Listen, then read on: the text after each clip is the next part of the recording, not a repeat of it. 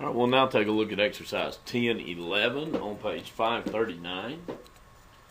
And we're still dealing some with break-even sales, but here, unlike with exercise 10-8, this company has two products that they manufacture, so we're going to take the sales mix into account when calculating the break-even point. And I know this is it's going to be new for you, whereas the other two, even though they're a little variation, you had seen some of those in managerial accounting. Let's read through it. Country Club Products Incorporated manufactures and sells two products: golf balls and tennis balls. Excuse me. Fixed costs are $100,000. In units, sales are 60,000 sheaths of golf balls and 40,000 cans of tennis balls. The unit sales prices and unit variable costs are as follows. Okay, they give us the unit sales price for golf balls and tennis balls, and then the unit variable cost as well. First, they want us to compute the sales mix percentages. So I'm going to come here. I think I like that one to the left better. And we've got golf balls.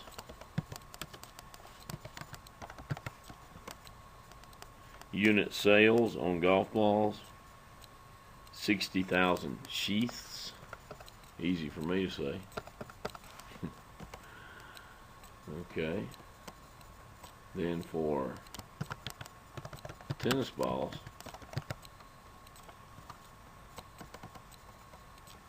we've got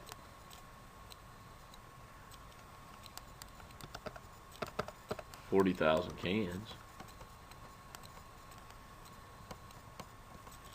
Okay. So total units going to be 100,000. Okay, so to get the sales mix percentage, I would just say 60,000 sheaths of golf balls divided by total units sold of both products. So we get 60% of our sales are golf balls, and 40,000 divided by the total, we get 40% of our sales are tennis balls. And of course that comes to 100%. So there's instruction 1. Then instruction 2 says compute overall break-even unit sales. Well, for number 2, we're going to need this formula. Notice it's changed a little bit. In the top we've got total fixed cost, break-even for break-even sales in the units. But in the bottom it's weighted average contribution margin per unit.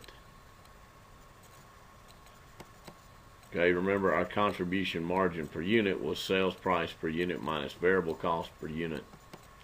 So what we're going to have to do first is calculate this weighted average contribution margin per unit.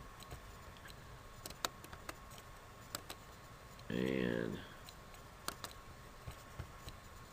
it's going to be equal to, let's see, what in the top? Or let's just do the, okay, in the top, we got product 1's contribution margin per unit times the number of units of product 1 sold. We'll call golf balls product 1. So our contribution margin per unit for golf balls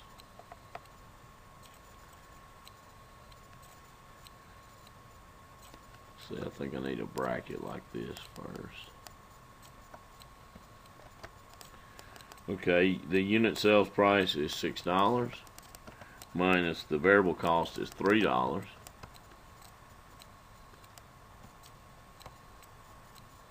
Okay, and then we're going to multiply by the number of units of product 1 sold, which is 60,000 units.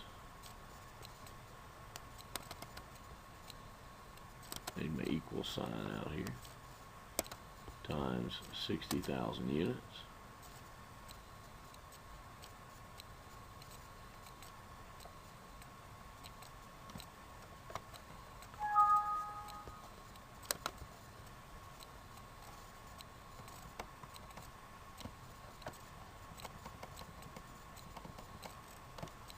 Plus what's our contribution margin per unit on tennis balls? Well, it's $4 is the unit sales price minus 150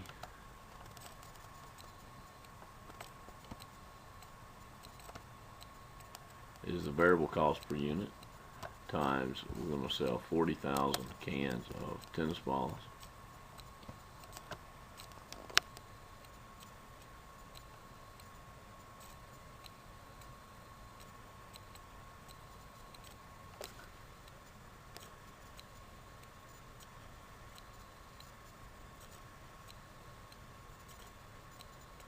Okay, let's see if that works out. I don't think I need to put this in here.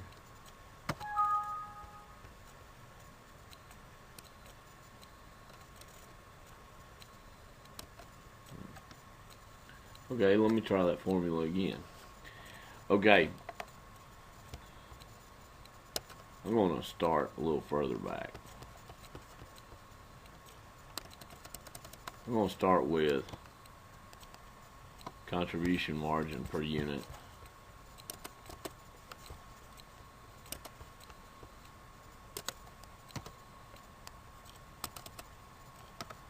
on golf balls.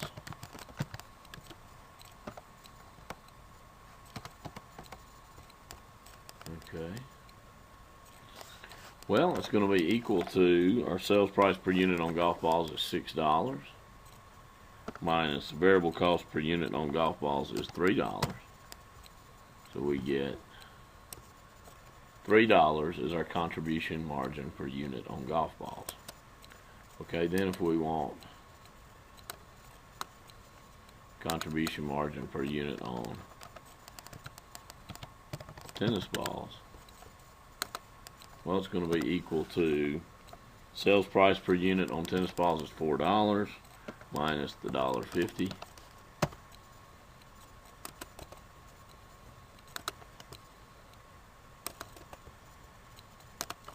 gives us $2.50 contribution margin per unit on tennis balls.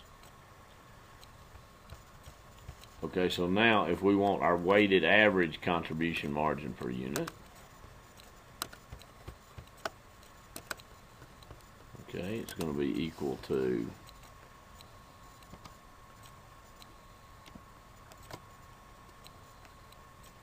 contribution margin per unit on golf balls, $3. You put the equal sign first. $3 times the number of units of golf balls sold to a 60,000.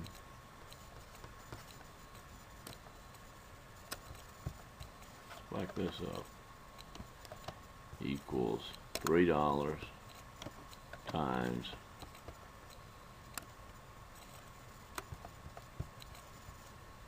our 60,000 units.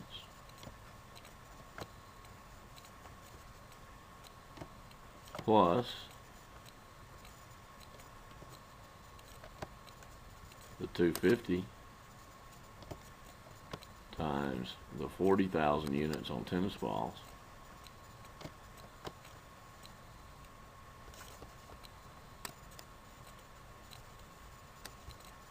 So you see what I did here?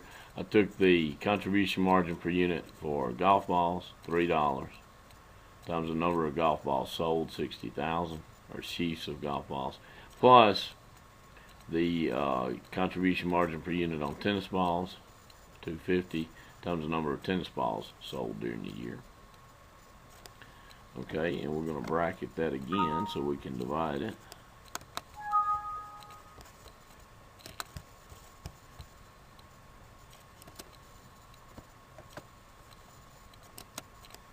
And we're going to divide by number of units of product 1 sold plus the number of units of product 2 sold. So that's going to be, we've already got that total here, 100,000.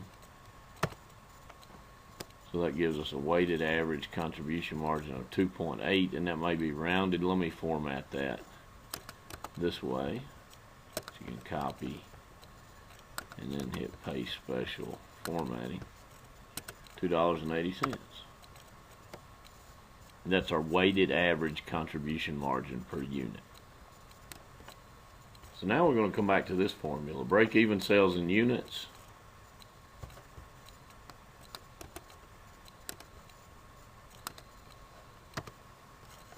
is equal to, in the top, total fixed cost. In this case, fixed costs were $100,000.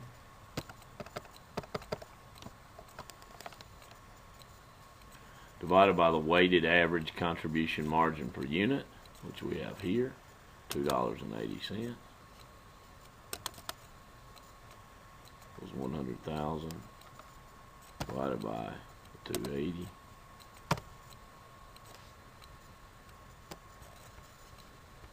And that was not a dollar amount, but a number of units that we'd need to sell to break even combined, right? Golf balls and tennis balls. But you can't have 0.29 units, so I'm going to make that 35,715. 35,715. Because you can't have 0.29 units. Okay, next they want us to compute unit sales of golf balls and tennis balls at the break-even point. Well, out of these 35,715 in sales, how many will need to be golf balls and how many will be tennis balls? So our formula here, our product unit sales, is going to be equal to our sales mix percentage times break-even sales in units. So this is actually number 3.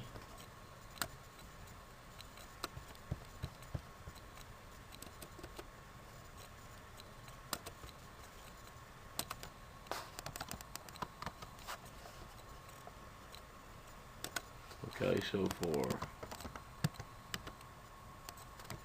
golf balls, it would be equal to our 35,715 times what was the percentage for golf balls. And let's go back up here. 60%. Hit enter.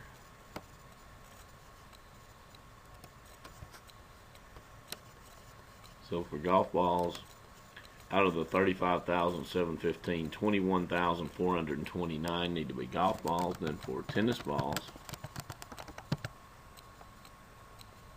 we'll just say our break-even sales in units times the sales mix percentage for tennis balls, which was 40%, but I'm just going to pick it up from here.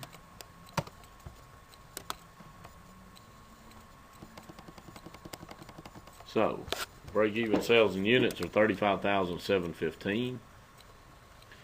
Of that, 21,429 would need to be golf balls, considering our sales mix percentage. 14,286 would need to be tennis balls. And I believe if you add those two back together, you should come to your 35,715. Let's see. Yes. So there you go. Practice that one for the final, you guys. And good luck.